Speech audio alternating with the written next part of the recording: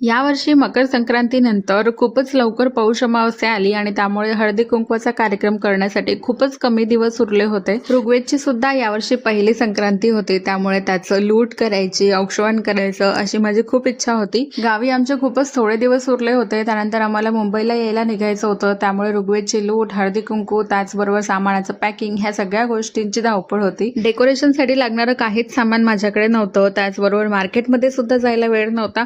Online जे होतं ते काही इतकं आवडलं नव्हतं. नाहीसे ऋग्वेदला भेटायला माझी आजी येणार होती आणि तिच्याच बरोबर ताईने नागपूरवरून सगळं डेकोरेशनचं सामान पाठवलं. मला मात्र माझ्या पिल्ल्याने त्या दिवशी डेकोरेशनचं काहीच करू दिलं नाही. तेव्हा अनुची ताई आलेली, त्यांनी हे सगळं डेकोरेशन केलेलं आहे. बाळाच्या जन्मानंतर पहिल्या संक्रांतीला हळदी कुंकवाचं वाण देताना ज्यांना लहान मुलं असतील अशा ताईंना दुधाच्या वाट्या पदराखालून झाकून द्यायच्या असं आमच्याकडे बोललं जातं.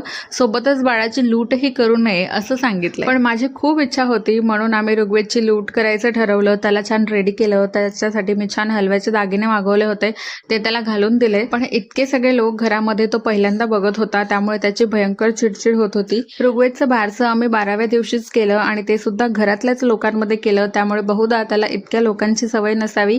आणि त्यानंतर पहिलाच हा मोठा कार्यक्रम घरी होता आणि एवढ्या आवाजाने बहुतेक तो घाबरला असावा आणि तो भयंकर रडत होता. त्यामुळे पूर्ण लूट होईपर्यंत मी अशीच त्याला जवळ घेऊन बसली होती. माझ्या एका मैत्रिणीकडनं मी खूप सुंदर असे हलव्याचे दागिने त्याच्यासाठी मागवले होते, पण त्याची इतकी चिडचिड होत होती की त्यानंतर आम्ही फोटोज वगैरे काहीच काढले नाही आणि कार्यक्रम तिथेच संपवला. कार्यक्रम संपल्यानंतर त्याला शांत करायचा आम्ही खूप प्रयत्न केला, पण तो काही केला शांत होत नव्हता. त्याला बाहेर फिरवून आणलं, टेरेसवर नेलं, वरच्या घरी नेलं, तरी सुद्धा तो शांत होत नव्हता. तो शांत झाला तो माझ्या एका मैत्रिणीमुळे आणि तिच्याजवळ गेला आणि तो अचानक शांत बसला.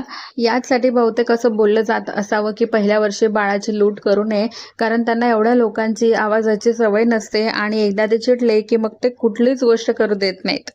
यावर्षी तो खूपच लहान असल्यामुळे त्याला आठवणार सुद्धा नाही की यावर्षी काय झालं त्याच्या लुटीमध्ये वगैरे. पण पुढच्या वर्षीपासून आम्ही गावी येऊनच त्याची लूट करायचं अशी माझी इच्छा आहे. तर अशा प्रकारे माझ्या पिल्ल्याचं बोरनान म्हणजेच लूट संपल्यानंतर मी इतरही आलेल्या सगळ्यांना वाण दिलं आणि दुधाच्या वाट्या सुद्धा दिल्या. तर अशा प्रकारे यावर्षीची संक्रांती आम्ही सेलिब्रेट केली. व्लॉग इतका लेट टाकल्याबद्दल क्षमस्व.